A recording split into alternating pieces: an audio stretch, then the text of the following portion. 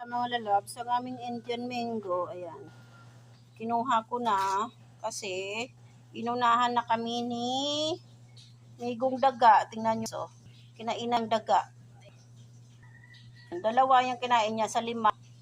Sa 5 raso, isang kumpol. Ayan. Tatang yung yung dalawa kinain ng daga. Ciao. Sarap. Yung mango.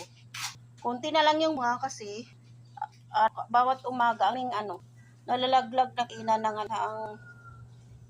daga. Ayan. Yan o, sarap po. Yan, magulang siya.